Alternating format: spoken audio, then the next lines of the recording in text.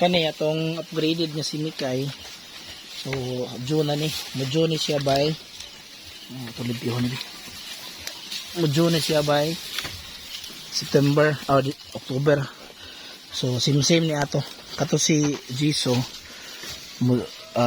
nastada na siya election May 12 something.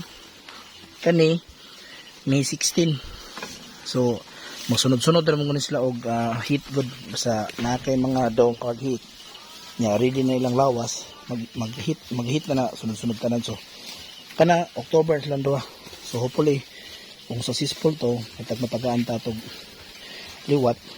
And then kanipod ang pares ani atong pure breed niya Anglo si George. So hopefully matagaan ta nagindot na liwat po.